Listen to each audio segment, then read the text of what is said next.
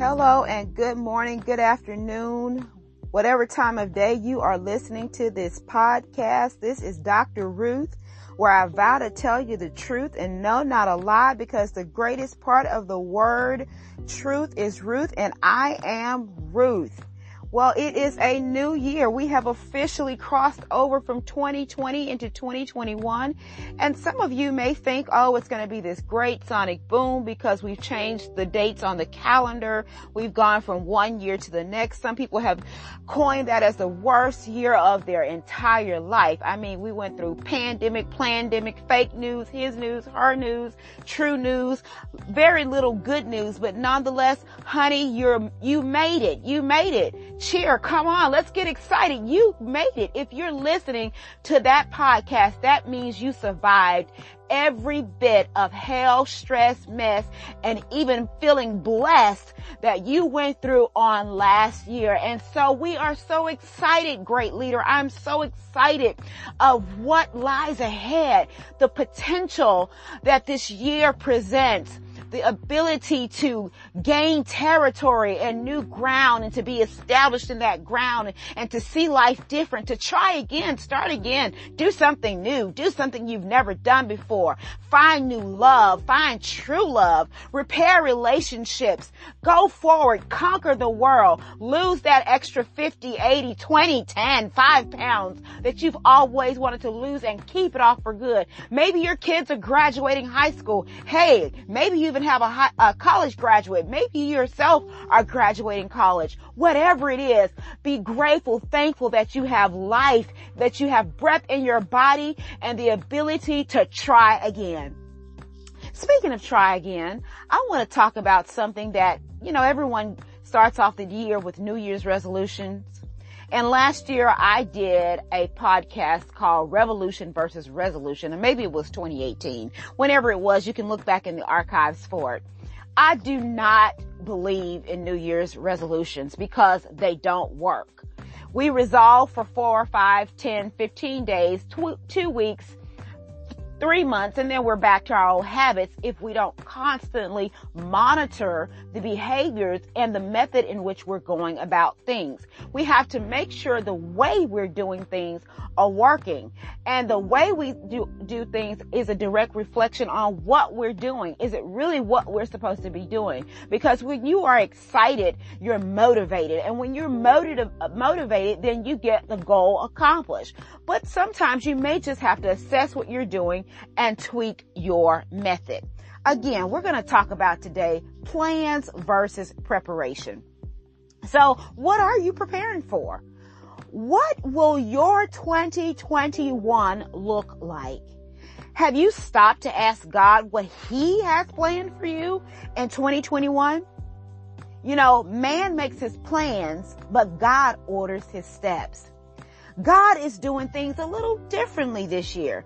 Maybe it's not like the way you started off last year, or 2019, or 2018, or 17, or any of the years past, because God is doing something new. Heck, when we started 2020, we definitely had high hopes in the sky hopes, as the old song said.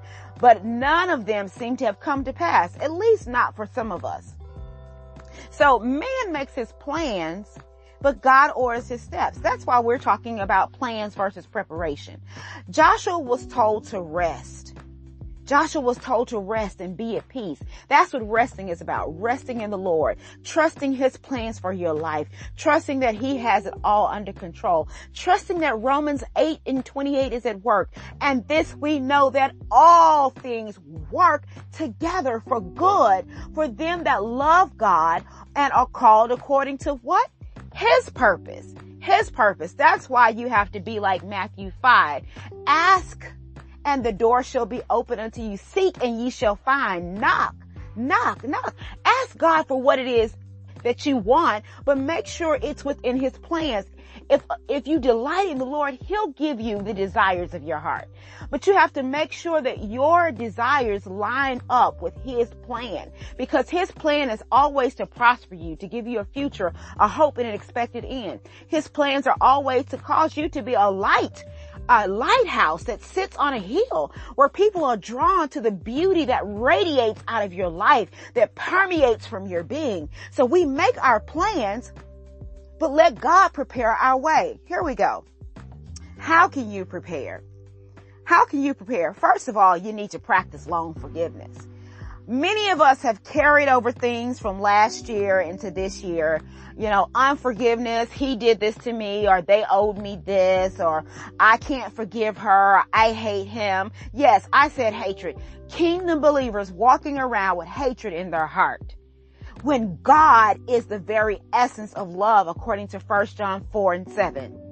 And according to 1 John 4:7-8, if you don't have love in your heart, you don't know God, because again, he is the essence of true love.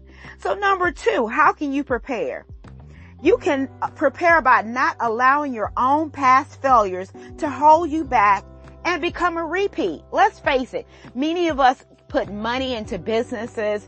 We put time, effort into relationships that didn't work, businesses that failed. We may have invested in different markets and different types of stock and different types of annuities and real estate or whatever we did. And for whatever reason, it didn't work.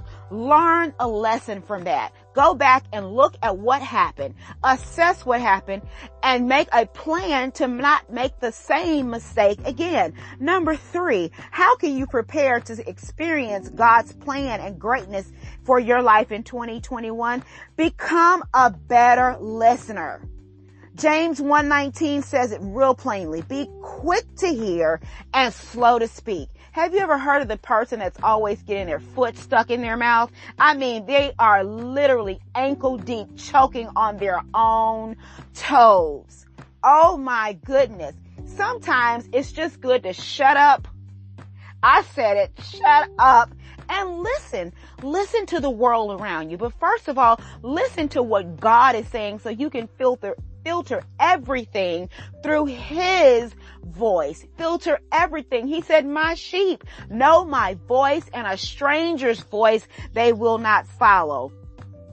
So number 4, how can you plan for and prepare for what's going to take place this year in 2021?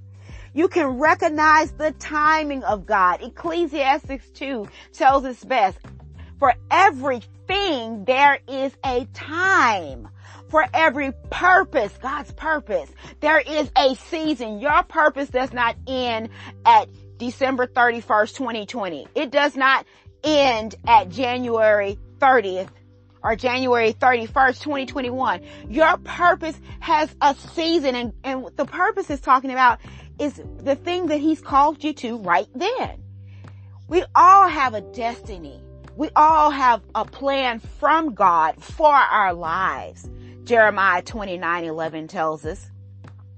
But our purpose and how we are to execute that purpose has season stamped on it. So number 5, learn how to rest, my friend. There is no coin on how to work or how long you should work. The only thing is that you get it done when it needs to be done. So craft your own schedule, your own time. This is for my entrepreneurs, for my ministry leaders. Learn how to take a whoosa, a breath. Stop running so hard, running yourselves into the ground. God provides rest for the weary soul. Number 6, create and use your own efficient prepare plan. Rinse, repeat, and do it again. As long as it's okay with God, doesn't go against the word of God, and it works for you, honey, put that plan in place. Gather your team and say, hey, we're going to do things a little bit differently this year. I mean, face it, 2020 was forced change. So if we can get through that forced change, we can get through anything. So there is no coin on how you should run your day as long as it doesn't go against the word of God and you're able to get all of your orders filled, your jobs done within that day. Go for it, my friend. Number 7, position yourself to receive what you pray for. Position yourself to receive what you have prayed for. Know that your labor, your work is not for nothing.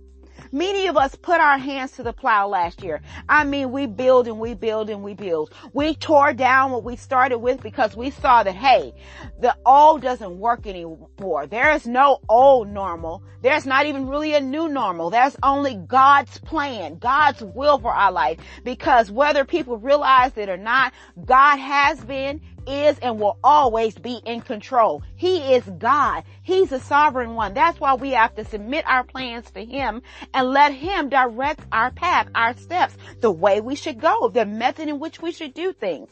So number 8, lay down offensive defensiveness so that you won't turn away someone who has been sent by God to help you and to bless you.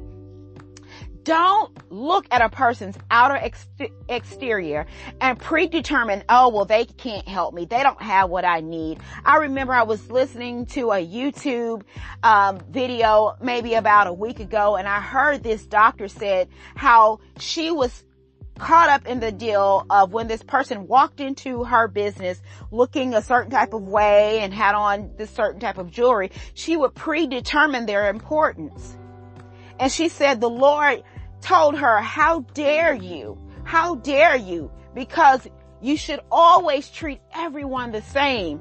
Treat them with kindness, because you never know when you are entertaining an angel unaware. Have you ever had an angelic encounter?